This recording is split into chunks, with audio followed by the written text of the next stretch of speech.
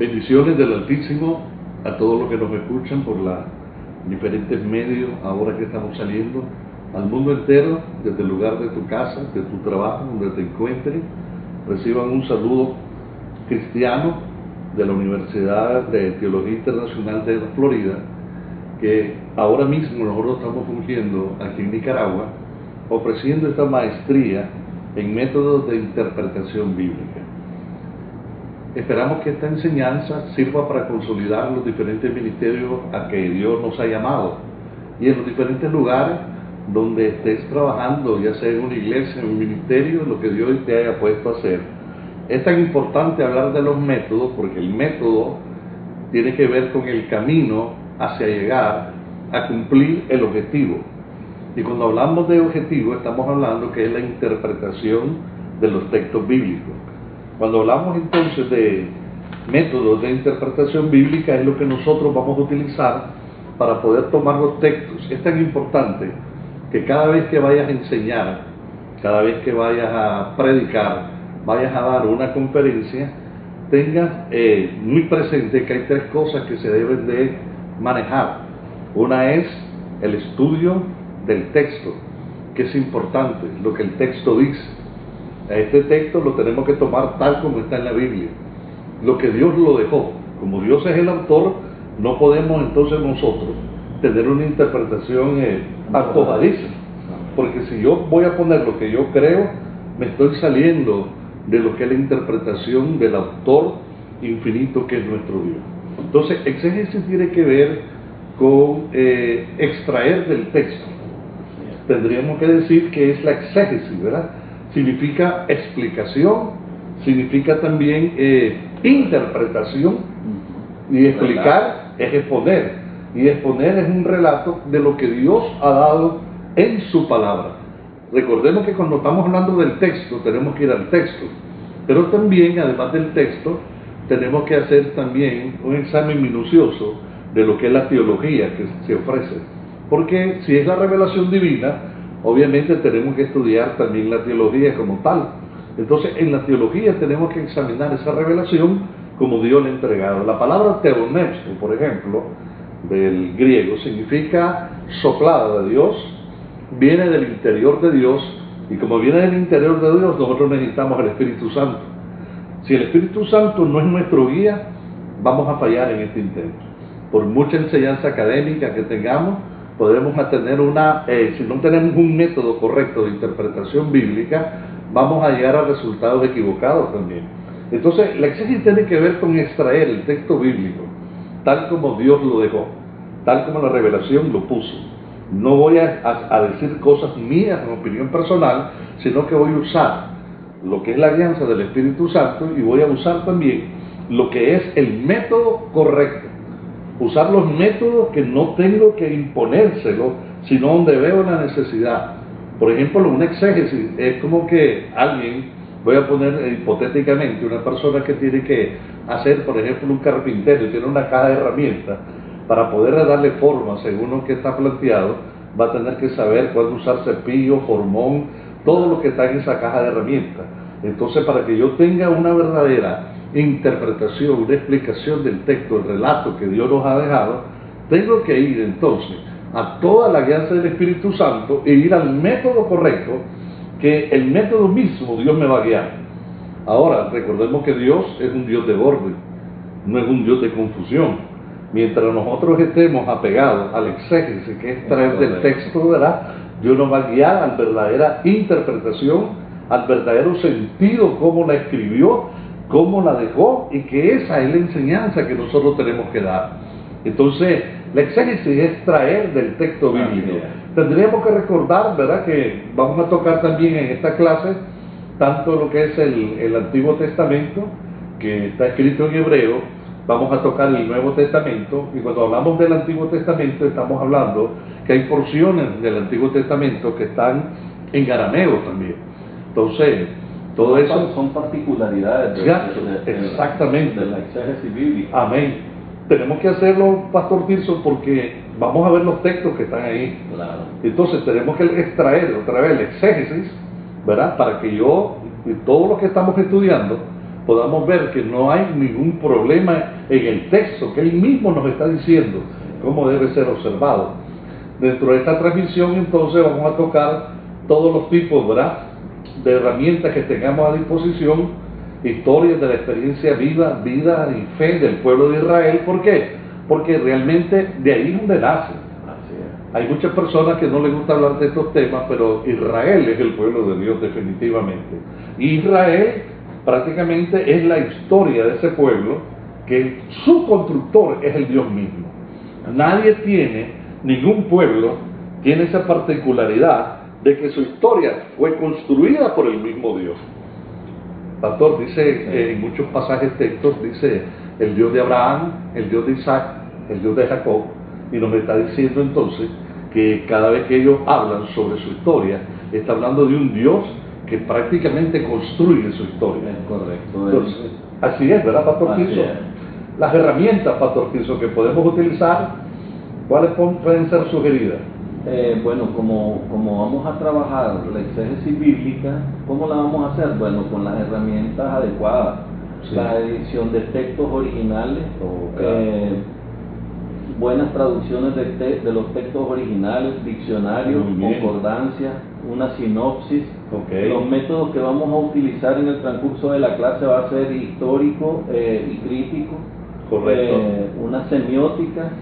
Vamos a usar hermenéutica también, otras disciplinas que conllevan a ahondar en estas clases que vamos a tener, es la sociología, la antropología, la filosofía, la lingüística, la literatura, la historia y la psicología. Vamos a tener prácticamente una clase dinámica para que el interlocutor, los alumnos que estén recibiendo los métodos, son métodos universales y son métodos que no cambian, entonces vamos a ir pasito a pasito para que se profundice y lleguemos hasta hacer los métodos correctos del exégesis. Correcto. El método diacrónico, los métodos diacrónicos, la crítica textual, la crítica histórica, vamos a hacer críticas literarias, críticas de las formas y crítica de la redacción.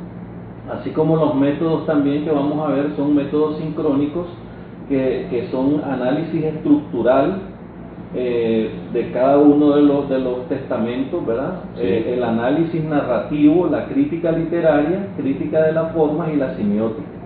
Estos métodos nos van a ayudar de sobremanera a todos los que estamos sumergidos en el estudio bíblico para llegar a una interpretación correcta de la palabra de Dios. Amén. Si usted se fija, el pastor Tirso lo está hablando de que vamos a tener ciencias auxiliares. De hecho, cuando hablamos de exégesis es una ciencia. Y como ciencia, ya nosotros tenemos que darnos cuenta que para poder interpretar un texto bíblico tenemos un auxilio de otra ciencia. ¿Por qué vamos a tocar otra ciencia? Porque se relaciona. Definitivamente, cuando hablamos de historia, no se puede descartar la historia, porque lo que estamos viendo hoy es una historia que pasó hace 2000 años, en el caso del Nuevo Testamento, 2021 años, y estaríamos hablando también de 4000 hacia atrás en el tiempo, de lo que es el Antiguo Testamento. Entonces, todos los elementos históricos, aquí no hay contradicción alguna. Cuando nosotros vamos a tocar historia, vamos a ver que todos los métodos y toda la exégesis bíblica que se hace, tenemos una ciencia auxiliar que es la historia. Tenemos lo que es la antropología, tenemos que ver sociología, porque todos los elementos bíblicos que se narran, los hechos que se dicen, los relatos que se hablan en el Antiguo Testamento y que son confirmados en el Nuevo Testamento, la misma ciencia hoy, seculares, lo confirman también. Lo que la ciencia hoy dice está corroborado ya, que ya la Biblia desde muchos años atrás ya lo había hablado. Entonces tenemos un amplio, podríamos decir, trabajo que vamos a hacer, lo que es la exégesis bíblica.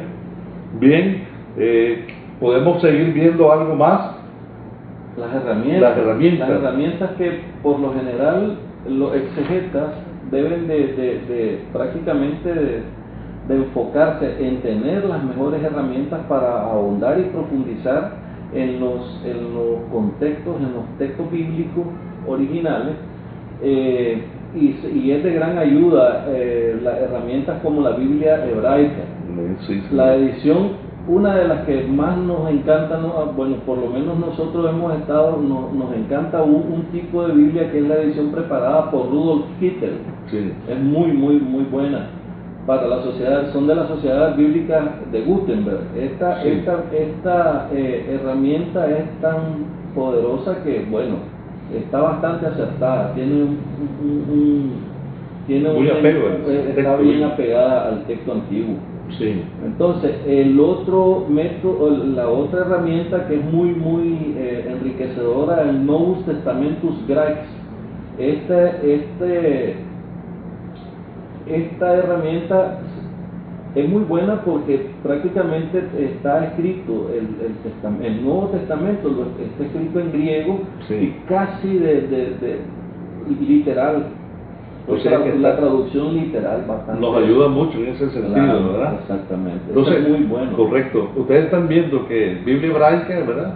Sí. El Nuevo Testamento hebraico nos van a servir mucho porque cuando nosotros enseñamos vamos a sacar todo el mayor provecho que estas herramientas nos dan para que nosotros hablemos con el verdadero sentido con que nuestro Señor, nuestro Dios Todopoderoso nos dejó, ¿verdad? Hay algunos otros documentos que podemos utilizar. Sí, hay un mosaico de documentos prácticamente que nos van a servir, los libros apócrifos. Ellos están llenos de mucha historia. Prácticamente en algunos no fueron tomados, bueno, ya todos sabemos que no fueron tomados por los cánones para ser parte de la Biblia por muchas razones, porque no es el tema que vamos a tocar en este momento, pero gran cantidad de las obras judías y cristianas emparentadas en los textos bíblicos y originales en el periodo intertestamentario durante la época del Nuevo Testamento. Eso lo vamos a tocar durante lo que sucedió durante la época y después. Correcto, muy bueno. Los documentos del Qumran, esos documentos del Qumran que fueron prácticamente hallados en 1947, es una herramienta muy acertada para sacar prácticamente las interpretaciones más afines, más correctas de la Biblia. Otra obra serían las obras históricas de Filemón, Flavio Josefo. Flavio Josefo tiene prácticamente historia de los judíos, es prácticamente una herramienta con detalles que no se encuentran en ninguna otra parte. Entonces es una herramienta bastante buena. Muy bien. A Flavio Josefo. Vamos a tener obras de los padres de la iglesia, Jerónimo, Orígenes, Irineo, etcétera. Varias obras que escribieron los padres de la iglesia, que se le llaman padres de la iglesia por lo que son iniciadores del Correcto, muy bien. Prácticamente ellos no se puede menospreciar porque estos padres de la iglesia son los que contribuyeron a mantener los textos bíblicos también, ¿verdad? Sí. Porque he oído muchas personas que como que descartan el aspecto eclesiástico antiguo y queremos recordar que estos hombres tienen un mérito. Claro. Porque aquí lo que estamos hablando es una sola iglesia todavía, ¿verdad? Debemos recordar que en Hechos 2 arranca y todo lo que va después en los padres de la iglesia es todo un trabajo. Y no descartamos, hay filosofía religiosa que fue considerada por grandes hombres pensadores y ellos fueron los que protegieron prácticamente de las herejías. En ese sentido, todo lo que venía de la época apostólica fue recibido por ellos. Entonces es válido todo lo que es la historia eclesiástica y los padres de la iglesia como tales, que fueron prácticamente los baluartes que mantuvieron la traducción. Sí. La Biblia hebraica también como instrumento para la exégesis nos va a servir de sobremanera, y recomendamos de que el que pueda o los que puedan conseguirse una Biblia hebraica la pongan dentro de su bibliografía para que puedan alcanzar el conocimiento directo prácticamente de lo que vamos a estudiar en el transcurso, ¿verdad?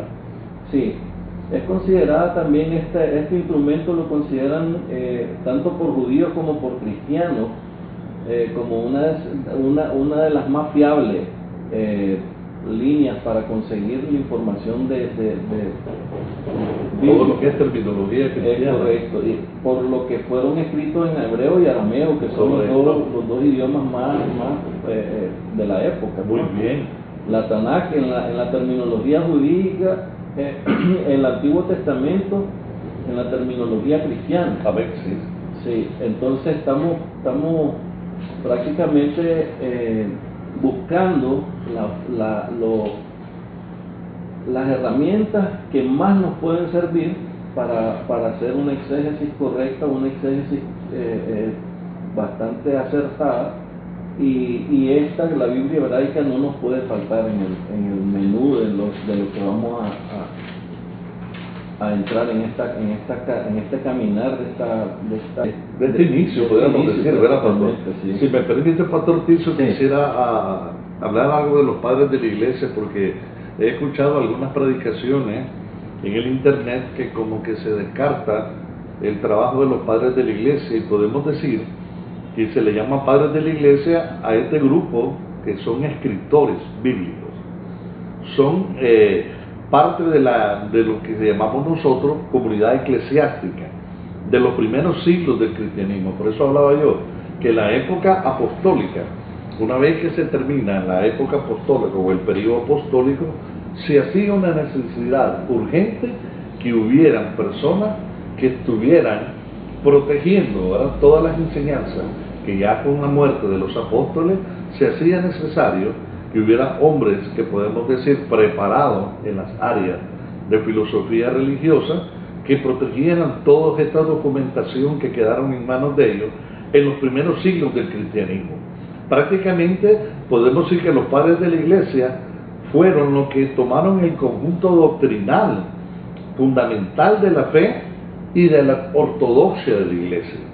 Cuando hablamos de estos puntos de la ortodoxia, son los puntos comunes en que hoy las enseñanzas que ellos protegieron, que ellos tuvieron gran peso en el desarrollo de su pensamiento teológico y cristiano, van a ser la base que hoy utilizaremos de la interpretación bíblica de las Sagradas Escrituras.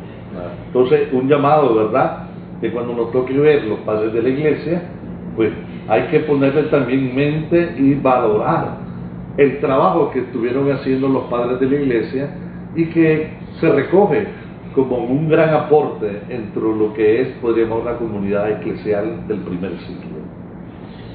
Sí, podemos también conseguir, creo que ahora es más fácil, Pastor, ahora es más sencillo entrar al internet y conseguir mucha información bastante fiable.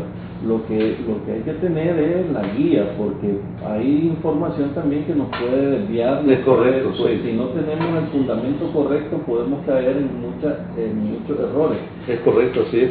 Ese documento, los documentos del Qumran, esos documentos son valiosísimos. Igual en el Antiguo Testamento, el descubrimiento que se hace ahí en el Qumran ha puesto prácticamente mucha información que ahora pues se ha tomado en cuenta de prácticamente de todas las exégesis que se habían practicado hasta el momento, de 1948 a esta parte, han sido ya más. Amén. Y algo interesante, Pastor Tirso, que miramos en los descubrimientos de los documentos del Qumran, que es, podríamos decir, la fidelidad de los documentos encontrados en el Qumran, que se vuelven los más antiguos del momento. Porque tenemos que pensar algo, verdaderamente ya originales no existen.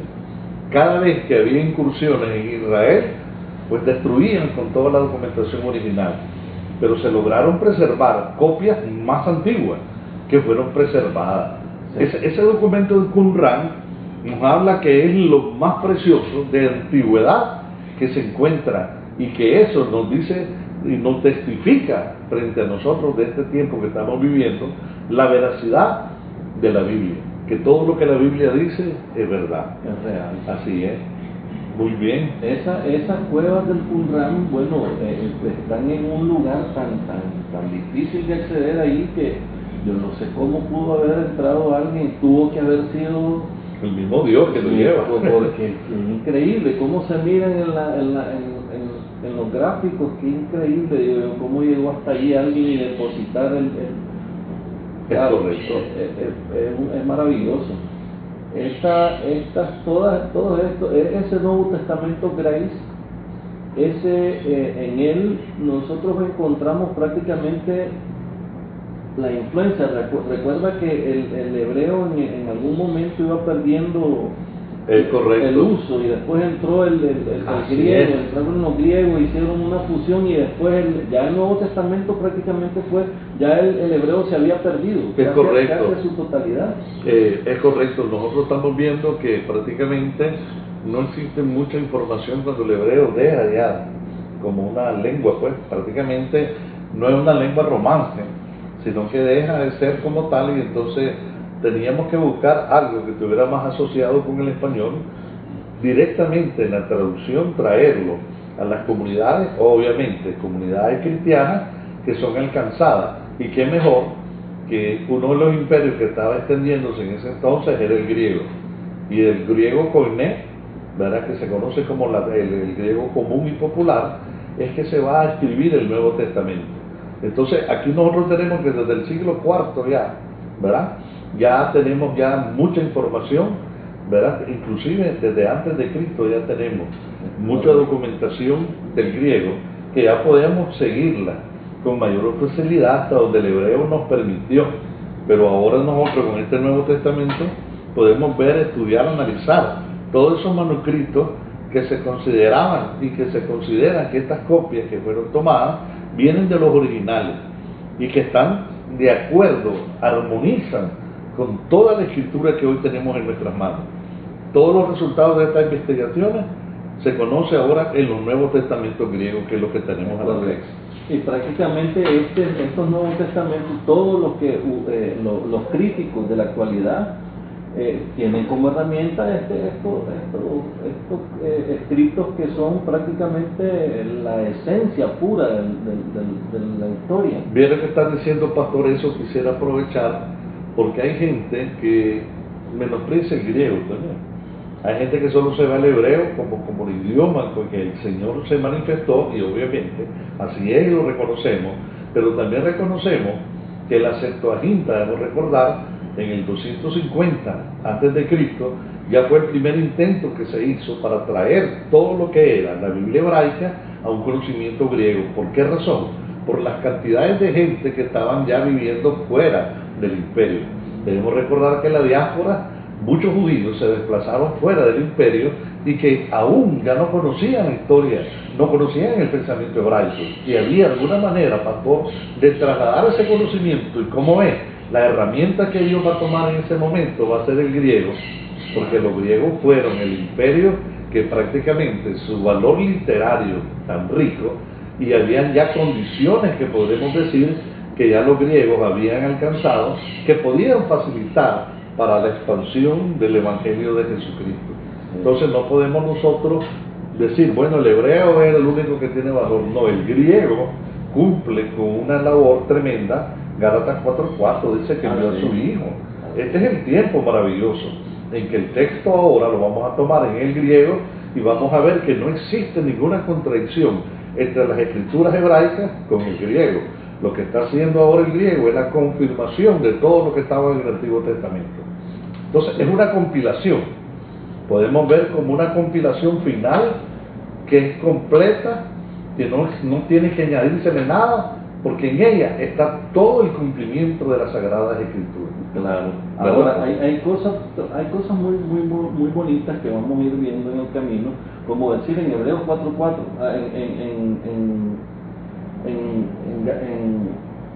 Gálatas 4:4, que dice que cuando se dio el cumplimiento del tiempo, Él mandó a su Hijo nacido de mujer. Amén. O sea, hace una interpretación ahí. Si uno no tiene el cuidado de hacer una buena exégesis, o sea, de averiguar y de hacerse preguntas, en el Nuevo en estos testamentos, esta herramienta, uno se pregunta, pero ¿por qué el Señor?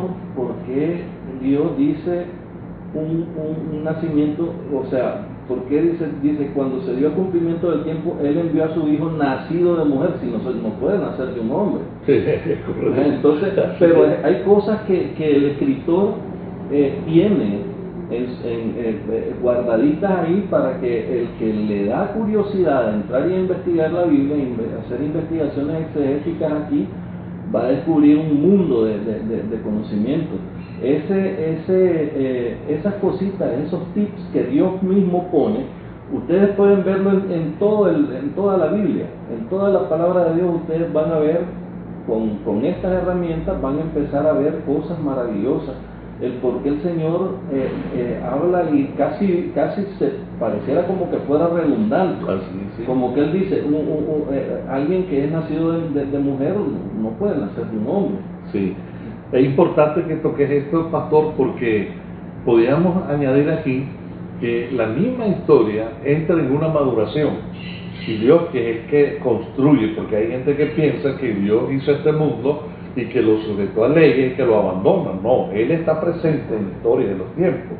Entonces, cuando vos decís eso, está corroborando con una verdad bíblica que Dios entra a la historia humana, porque tiene que Dios ser manifestado en carne. Esto es tremendo. Si vamos a hablar de historias maravillosas, tendríamos que pensar la historia más grande, como alguien le decía, la historia más grande jamás contada, es que Dios hizo hombre. Y aquí miramos entonces los textos griegos que está diciendo que en el tiempo, el kairos de Dios, el tiempo que Dios va a irrumpir en la historia para cumplir sus propósitos eternos, es que da el testimonio que su Hijo viene a la tierra al cumplimiento de los propósitos eternos del Dios. Quiere decir que Jesucristo es el Dios manifestado en carne. Quiere decir que ahí miramos que Él viene a darle cumplimiento a todos los escritos del Antiguo Testamento, y que ahora en el Nuevo Testamento es la confirmación, una historia que ha madurado. Hay un momento que vos mirás que la misma paz romana te va a permitir que la paz, aunque fue impuesta por el Imperio Romano, va a permitir que venga Cristo, desarrolle todo su ministerio terrenal, que vaya al cielo y vengan después los apóstoles, y ya vamos a encontrar que los mismos romanos, que tanto se consideran como crueles y terribles, habían contribuido también con todo lo que son las carreteras. O sea, alguien que no pueda ver en el texto griego un cumplimiento, que Dios está controlando desde el griego el cumplimiento, que lo que se habló en los textos hebreos, es porque no lo quiere mirar. Y por eso son estos estudios, para que podamos ver una crítica que vos podés realizarla, que no te vas a dejar llevar, Pastor Tiso, por lo que diga la investidura de un hombre que esté ahí. Yo voy a hacer mi propia exégesis, porque tengo las herramientas como hacerlo. Me voy a ir al texto, voy a ir a la crítica textual, que me va a permitir para ver dónde aparentemente lo que se llaman contradicciones, pero que no existen contradicciones, sino que son las lecturas que nosotros hacemos. Hasta dónde estamos leyendo bien, estamos leyendo con cuidado, estamos usando el método correcto, gramático, histórico, que es el método más correcto para entender la Biblia. Estas son las herramientas, entonces. Claro, Amén. sí. El catamancón, como en griego, sí, es una herramienta buenísima. Quiere decir que ahí vamos a encontrar y vamos a ir tocando todo lo que son las Biblias, que las nos Biblias ayudan. interlineales, esas Biblias interlineales en hebreo. Correcto. Y hay una que hebreo, griego y español. Ahí viene ya completamente. Sí, solo va siguiendo la línea. Correcto, solo le va. La otra es la otra herramienta es la sinopsis. Ah, correcto. Lo que le llamamos nosotros los evangelios sinópticos. Es correcto. Cuando hablamos de evangelios sinópticos, deben recordar que son los evangelios que prácticamente te llevan, que la construcción gramatical que ellos hacen es verla con la misma visión, verlos juntos, significa, ¿verdad? Sí. Quiere decir que por eso se le pone ahí sinopsis, y se le conoce como evangelio sinóptico, porque es la forma que los documentos vienen hechos, en que miramos que no existe ninguna contradicción entre ellos. Por el contrario, lo que vamos a ver es la historia de la narración del ministerio terrenal de nuestro Señor Jesucristo. Miramos que es todo lo que presentan los evangelios de Marcos, Lucas, Mateo, y que va a ser la base prácticamente de ese evangelio, que es el testimonio más poderoso que tenemos hasta el día de hoy. Sí, una de las cosas más bonitas de esto, pastor, ¿sí? es que Chris Sí. que en 1766 este señor hizo esa sinopsis. Sí. Pues estaba haciendo un análisis bíblico y dice, bueno, voy a estudiar a estos tres autores y voy a comparar qué es lo que ellos dicen. Por eso se le llama, por eso es que se le llama los sinopsis o sinópticos. Correcto, los evangelios sinópticos.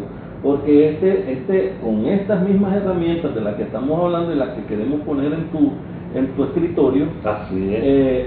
Las utilizó y el tipo vino hasta que hizo un trabajo monumental. Sí, un trabajo grandísimo y que fue prácticamente apoyado con todas estas cosas. Ahora sus herramientas, estas herramientas sinópticas, las pone al alcance, digamos, al alcance de cualquiera en línea. Eso es maravilloso. Muy bueno los sinópticos, ¿verdad? Para estudiarlos. Todo esto son herramientas, pastores, líderes, que vas a tener en tu casa, en tu habitación, donde vas a poder estudiar y hacer tu propia exégesis. Así es. Porque, ¿por qué digo que es necesario, pastores y líderes que nos escuchen? Porque vas a tener la capacidad de trabajar el texto bíblico. No es que vas a tomar algo que ya otro trabajó, vas a hacerlo porque tenés las herramientas y podés sacar el extracto verdadero del sentido correcto con que nuestro Señor Jesucristo nos dejó estas sagradas escrituras. Así es. Y lo mejor del caso, pastor, es no dejarte, evitar al máximo que tu exégesis sea contaminada por datos exógenos. O por comentarios exógenos. Sí estamos claros, ¿verdad? Que todos tenemos una línea. Sí. Y lo más correcto para que tu exégesis sea lo más puro posible es que tú la hagas de acuerdo a las herramientas que se te están presentando. Y hacer la línea sin contaminación, o sea, porque si vos ya venís a hacer un exégesis y vos decís, no, esto significa tal cosa porque aquel lo dijo, entonces ya vas inclinado. Es correcto. A hacer, y habría como una duda también del trabajo que estoy realizando. Así es. Porque, miren, el éxito de esta clase es saber utilizar los métodos correctos.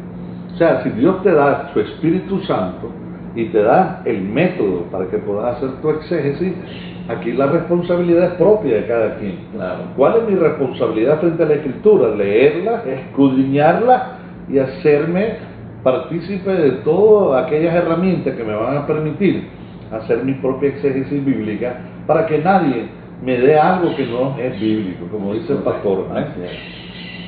Muy bien, pastor, eso me parece. La concordancia es las concordancias las vamos a usar bastante y es una herramienta que no debe de faltar en tu escritorio también. Tenés que conseguirte una buena concordancia. Son herramientas que van a servirte de sobremanera. Las estadísticas sí son muy buenas, ¿verdad? Las estadísticas, correcto. Porque nos van a dar prácticamente la pauta a seguir. ¿Cuánta gente ha errado, ha habido ha martillado el camino? Correcto. ¿Cuánta gente ha podido desviarse? Entonces nosotros tenemos prácticamente que estudiar las estadísticas hasta hoy, pues es una herramienta muy buena para el exegeta, porque te da la orientación, te da la simú, cómo dirigirte y hasta dónde dirigirte y de qué manera ir viendo según los errores de otros. Pues las estadísticas nos dan prácticamente en todos los proyectos, en todo lo que se emprende, cuando tenemos estadísticas es mucho más fácil. Y hay gente que no cree en las estadísticas, pastor. Hay gente que dice, yo no creo en estadísticas, pero no. Fíjense que las estadísticas llegan a ser tan formales que a los eventos seculares la gente se va a estadísticas también, para ver un comportamiento, cómo va la línea. Por ejemplo, si yo quiero saber cuál fue la errática que han tenido los exégetas, voy a tener cuidado de no cometer los mismos errores. Entonces todas estas estadísticas me van a permitir tener una visión completa, un conjunto de todas las indicaciones de la cantidad de libros que se citaron y cuántas de esa cantidad de libros que se citan están conforme a Biblia. Y no cometer los mismos errores, sino evitarlos, ¿verdad? Para eso se dejaron las estadísticas. Es correcto. con los libros apócrifos. Los libros apócrifos dan mucha información. Ah, sí. Mucha información de la época porque fueron escritos en el momento, pues, en el momento de la historia que se está narrando en la época, pues, de la época. Son cantidades industriales ahí de historias bíblicas que aparecen, algunas en la Biblia, otras aparecen en estos libros que se llaman apócrifos porque no tienen Lo cumplieron, digamos, con la exigencia. Sí, exactamente, con las exigencias para estar dentro de la Biblia. Ahora, yo le digo a alguien, pastor, que un apócrifo se puede leer, como dice el apóstol Pablo, examinarlo todo y retener lo bueno. Porque si hay una lectura apócrifa y me está llevando a amar a Dios con toda mi mente, con toda mi fuerza, con todo mi corazón, es bueno. Claro. Porque estoy hablando que es Dios mismo el que está hablando. Ahora, ¿por qué se llaman apócrifos? Primero porque se cerró el canon y no calificaron, pues para muchos de los que estaban dentro de esa escuela había prácticamente unos indicadores, podríamos decir, que no permitían. Pero entonces yo me doy cuenta que muchos libros apócrifos tienen un valor también lingüístico, tienen un valor literario y tienen un valor también que me va a servir a mí teológico para sacar algunas conclusiones. Porque algunos de los apócrifos, recordemos, en el periodo intertestamentario que hablaste, 400 años de silencio, ¿cómo poder entender lo que hacen, por ejemplo, los fariseos? Que los criticamos tanto, pastor, y lo desbaratamos, pero habría que ver quién era un fariseo, hermano. Y por causa de ellos es que conocemos nosotros ahora la historia. Así es, increíble. Un fariseo, y llegó tanto el Señor Jesús a confrontar a sus discípulos, que si le dijo en un día que estaba en una enseñanza, si vuestra justicia no es más elevada de que los fariseos y saduceos, no entraréis al reino. Wow, entonces quiere decir que hay valor en estas cosas. Claro. Lo único es verla, ¿verdad? Y que el Espíritu Santo nos lleve conforme a las enseñanzas de nuestro Dios, a recibir lo que nos interesa y que nos va a servir para consolidar esa exégesis bíblica que tanto necesitamos. Damos gracias al Señor porque el Señor es bueno. Así es. Todo el tiempo Él es bueno. Se va a sumar. Tenemos a nuestro secretario por aquí también. Queremos saludarlo en el nombre de Jesús.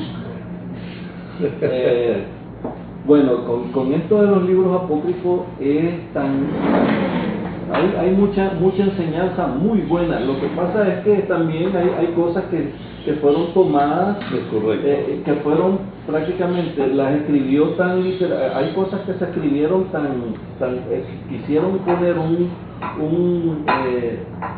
lenguaje tan poético que más bien hicieron que la escritura pareciera como que no estaba correcta, como decir, cuando dice que Saúl se lanzó, dice, a su espada, sí. y dice que tuvo una muerte honrosa. O sea, que nadie que se quite la vida puede ser algo que sea de honrar, ¿verdad? Sí, no, y eso va en contra de los principios bíblicos. Es correcto.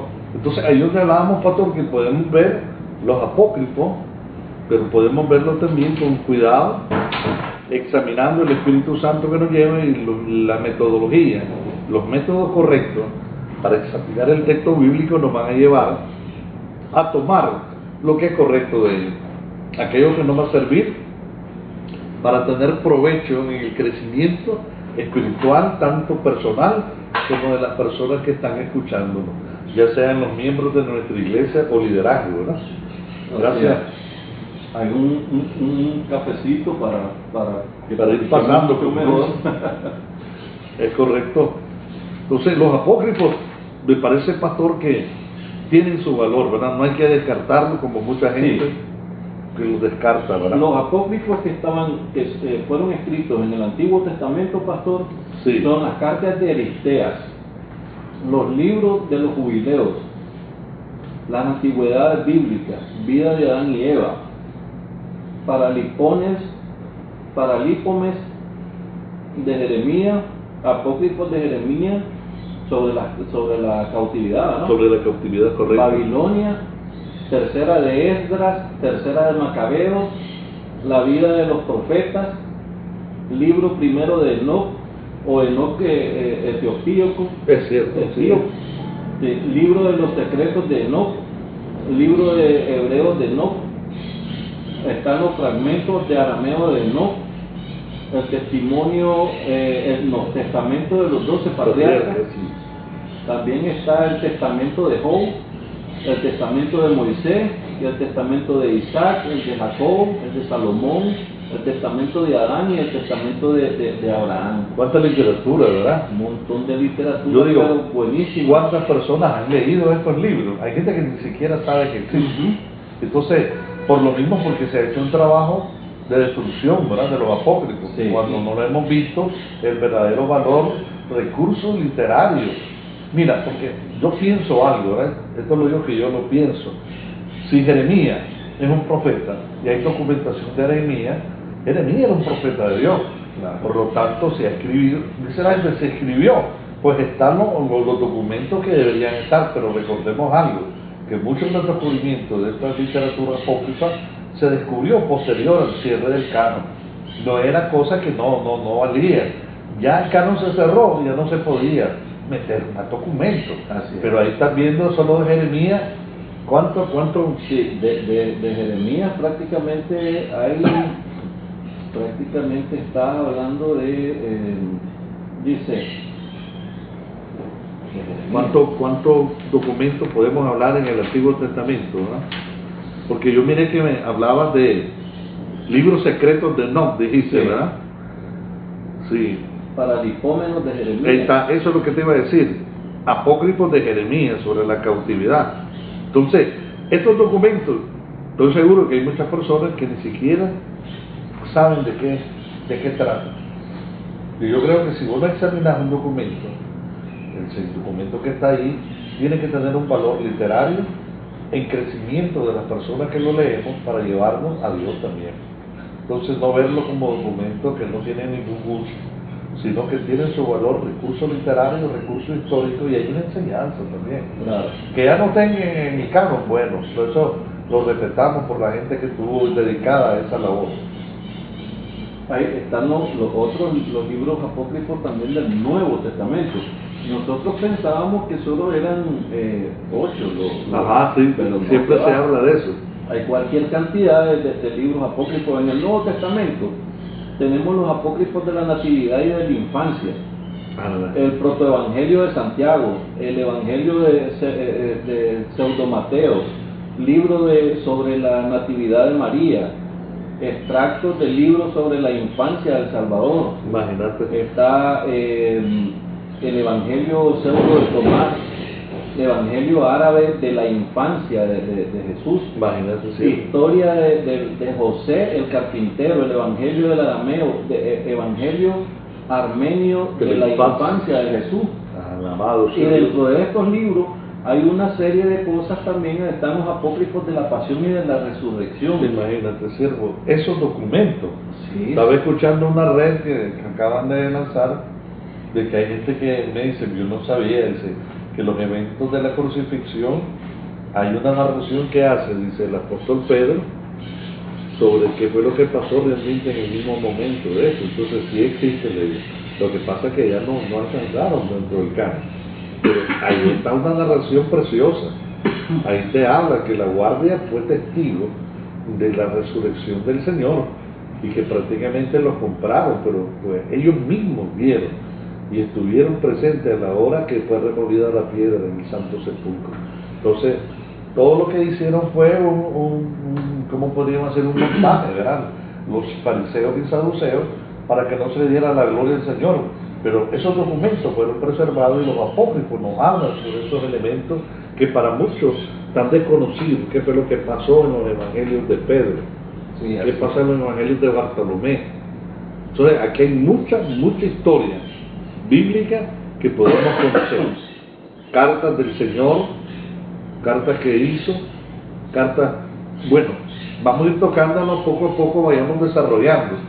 Lo que estamos tratando de decirte, hermanos y hermanas que nos mira, pastor, es que hay tal cantidad de conocimiento que está a tu alcance. Y si está a tu alcance, es que Dios está ahora en este asunto. La Universidad de la Florida se pone aquí al alcance de tu casa, de tu iglesia, de tu congregación, de tu ministerio, para que te apropies de eso. Y es más, aquí con el hermano pastor Tirso, hemos creído al Señor que Dios va a hacer una labor, magna labor aquí en Nicaragua, y se va a extender a todo Centroamérica. Así es. Bueno, y creemos, ¿verdad, pastor, que así va a ser? Ya está prácticamente en Costa Rica, se va a abrir una sede y ya el 16 de julio. Ya van a comenzar. Es correcto, y arrancamos con un doctorado en honoris causa allá. Eso es tremendo. Y aquí en la semana siguiente vamos a echarlo a andar también el doctorado en honoris causa. Queremos honrar a los pastores de 30 a 50 años de ministerio, pues darles el reconocimiento, ya que ustedes como pastores saben lo que cuesta un año en el ministerio. No es un año normal. Ustedes saben que no es un año normal. El ministro de Dios carga tanta información, tantos problemas. El ministro de Dios tiene prácticamente la vida de un ministro. Un año de un ministro de Dios son 10 años de un ser humano normal.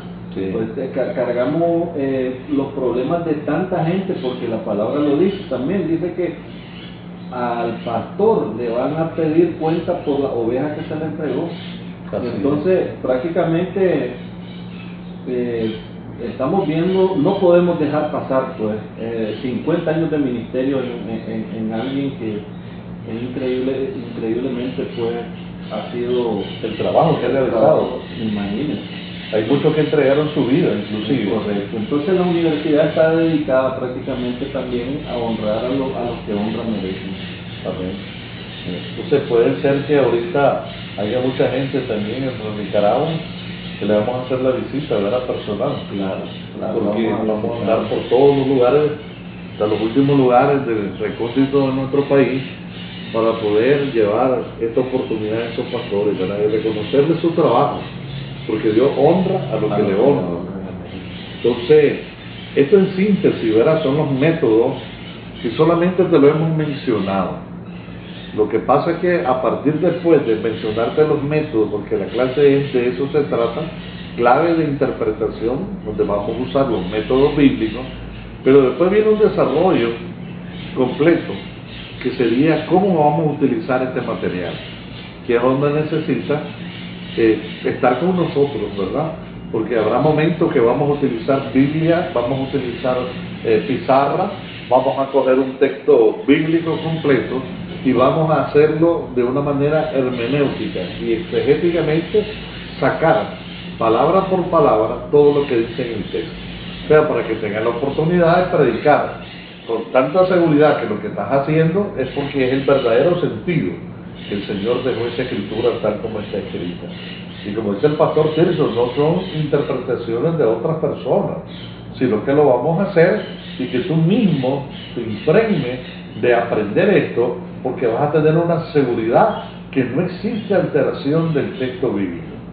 Y como no hay alteración del texto bíblico, vas a sentir la gloria de Dios que te impregna personalmente, que te llena y que vas a transmitir, y va a haber crecimiento, lo creemos. El Señor Jesucristo dice que enseñó, y la enseñanza también era un producto de hacerlo como Él lo hacía. O sea que ¿dónde está el éxito? El éxito está, si yo voy a enseñar algo, tengo que hacerlo para que la gente que me ve, me escuche, vea cómo se hace. El ser y el hacer, dice que viene de parte de nuestro Dios. Ser tiene que ver con carácter, y hacer tiene que ver el cumplimiento de tu ministerio en las tareas que Dios te manda hacer. Entonces, si estamos enseñando cómo se hace, tenemos que ver la gloria de Dios. Seremos portadores de la gloria de Dios. No sé si este tiempo está en la clase prácticamente inicial, ¿verdad? Sí, métodos de interpretaciones bíblicas, y teníamos que abordar todos estos temas para que poder verlos después, ¿verdad? Sí, exactamente. Vamos a ir desarrollándolo. Ustedes puedan tener un horizonte de qué es lo que vamos a ir viendo en cada una de las clases. Ya prácticamente ahorita estamos viendo todos estos métodos que vamos a usar, que vamos a echar a andar para que tu interpretación bíblica sea pura y sea sacada de los textos correctos. Muy bien, entonces queremos, amado hermano, amada hermana que nos ve, que entren en esta relación con la universidad. Mi hermano Pastor Tilson, pueden escribirle, ¿verdad, pastor? Aquí tenemos todo, ¿verdad? @email.com. De todas maneras, vamos a dejarle en la descripción del video, vamos a dejar toda la información de la universidad, por si tienes algún amigo que quiera anexarse a la clase, pues ahí vamos a explicar cómo, de qué manera lo va a poder hacer. Muy bien, Pastor Tilson. Entonces, no me toca más que invitarles, ¿verdad? Que todas las personas que nos están viendo en diferentes partes del mundo puedan sumarse, porque viene, y lo creemos, que en medio de toda crisis que se puede estar viviendo, es la iglesia que viene, una iglesia de poder, donde se va a demostrar que en medio de la crisis puede haber crecimiento y avivamiento. Eso depende también del grado de entrega que tengamos. Si le creemos a Dios y caminamos con las herramientas que Dios nos ha puesto en su mano, vas a ver la gloria de Dios. La gloria postrera de esta casa va a ser mayor que la primera. Así que creo, pastor, que sería la invitación, ¿verdad?, a la siguiente clase, que sería para que entremos en materia, veamos cómo se hace ahora, ¿verdad? Vamos a una teoría y en la teoría va la práctica. Teoría y práctica. El Señor dice enseñanza y praxis. Como yo he hecho, vosotros también hagan. Entonces, Dios les bendiga. Un placer conocerles por medio de la técnica, ¿verdad? Mi nombre es Germán Eduardo Jaén Somarriba, rector de la Universidad aquí en Nicaragua, y el pastor Tilson Barrios Vilches, que es el vicerrector académico, que usted le escribe al pastor Tilson y él le va a dar toda la información necesaria para que pueda sumarse. Es la clase preliminar, pero la próxima vamos a tomar ya cómo vamos a ir trabajando y qué vamos a ir haciendo también. Dios les bendiga, Dios les guarde. Gracias, pastor Tilson, por la oportunidad.